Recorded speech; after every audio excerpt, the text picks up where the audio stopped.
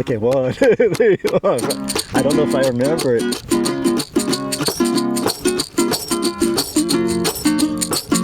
There we go. So we're just coming off a meadow restoration trip where we were in the backcountry in the Golden Trout Wilderness for several days. 49.3 grams 49.3. of California golden trout. We had a few days off before our next gig, which is a music gig. For us, it was like, oh, amazing. We're gonna be in the Eastern Sierra. Our gig is in Mammoth.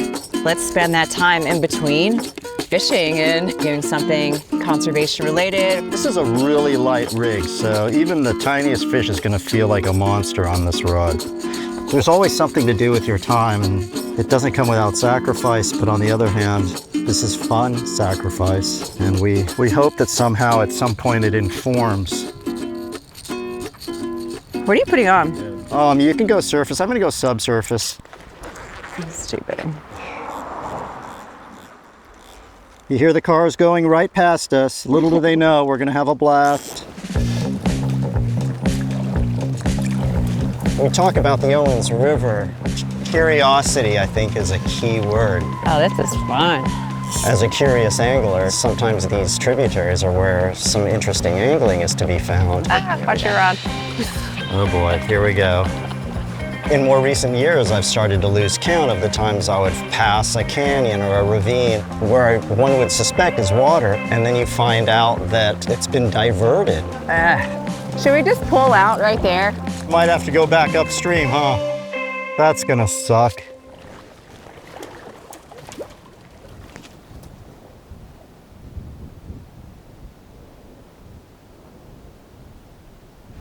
It smells like rotting brine shrimp. I smell a dead carp. Holy moly. My first experiences in this region had me passing by the Owens Valley, the Owens Drainage, and Owens Lake, which for the majority of that time has always been bone dry. It's fascinating and of course inspires a curiosity like what the heck's going on here? The Owens River flowed through an otherwise fairly dry landscape of sagebrush habitats and created the lifeblood for the Owens Valley. But in 1913, the Owens Valley went through a lot of ecological change. Owens River was diverted by Los Angeles Water and Power. They built an aqueduct that basically took all of the water out of the Owens River and diverted it down to the city of Los Angeles. Within 5 years, the river dried up, the wetlands dried up, and then, within a number of years, the lake itself dried up. When the aqueduct was built and completed, it impacted the region for multiple reasons, not just ecological reasons. The fine silt that was on the floor of the lake bed was now exposed, and it was discovered by the 1990s that Owens Lake had the worst fine particulate dust pollution in the country. What was done without regard to local human populations and local wildlife populations. Modern living is inherently a world of convenience and a separation from the source. You are sitting in a restaurant in Hollywood or Santa Monica or something, and you're not in a frame of mind to acknowledge what resources allowed you to sit in a restaurant in LA and whatever, drink half a glass of water and leave the other half on the table. Life revolves around water, and just like how selfish it is as humans to think that we can take all of this, and there are these other living beings that need the water. It's kind of uncool of us humans to be so self-centered. Let me see if I can get deeper in there. But they might not be coming up to the surface. Oh, that was good. Oh, what was that, your rod? That was my rod. Oh, that was a take. Being out in nature and enjoying these streams, it really sparked this obsession for me. I love being out here. And then it became more of why are we not doing more to protect these places that we love to be in? You're doing the right thing right there in the... Is that a fish? No, I got a stick. That was encouraging. All right, this is doable. We need to develop a way to tie off on things whenever we feel like stopping. That's the next step. I love that you got a little take. With more modern technology, we were able to start tracking some of the dust pollution. We were seeing the worst air pollution in the entire country. LA Department of Water and Power, they needed to figure out ways how to control the dust. And in 2006, they were ordered to start putting water back into the Owens River.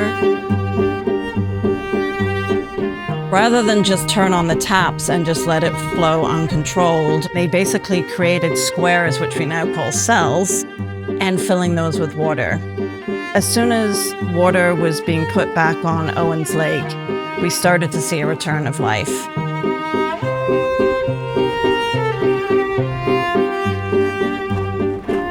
Having water in the Owens River, even if it doesn't replicate exactly what it did historically, it's still providing a lot of benefit for fish and wildlife. That's a good looking pool. I see fish. Fly fishing is a great avenue to interact and connect with the outdoors. But I think as an angler, we do have a responsibility to involve ourselves a bit more with the water that we're fishing.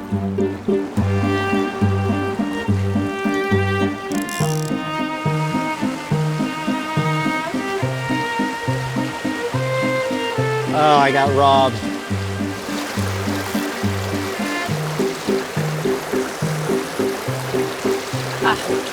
Had a take.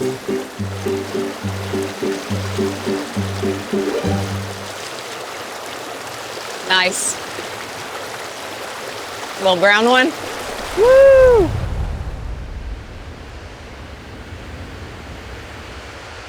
We're at the bottom end of the Owens Gorge. And curiously, here at the bottom, we have this large weir that for many years offered an impasse for migratory fish. And in more recent years, a fish ladder was built, which is pretty cool. Shortly after the installation of the fish ladder, Rebecca and I noticed that some of the fish would miss the ladder, and sometimes they literally would jump out of the ladder and die. We chose to report that to the Department of Fish and Wildlife, and between them and the Department of Water and Power, they worked together on an improvement, which is a simple metal barrier, certainly very cool and helpful in reducing the chances of fish to make this mistake.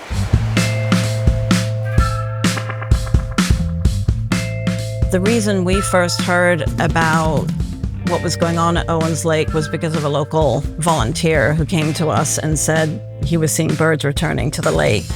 And so that started a process to come up with a plan for the future of Owens Lake, to keep water on the lake bed, but to use it as efficiently as possible in a way that still provided benefits to wildlife and controlled the dust. Oh, look at that little pocket there. I met Bernard and Rebecca, and I found it really inspiring that they serve as ambassadors, and they're also recording their observations. That data is absolutely essential for us to understand what's going on in the natural world. Oh, it's gorgeous. Oh, this is great. I want to do this a lot more often. Oh yeah, that's money. At the end of the day, you know, our lifespans are so short versus the context of geologic time, and we do want to enjoy these beautiful places, but at the end of the day, we also want to keep an eye out on being good stewards. Are things perfect? No, but we're learning as we go, and we can do things to both improve our lives and think of ways for wildlife to be able to thrive in a human-dominated landscape.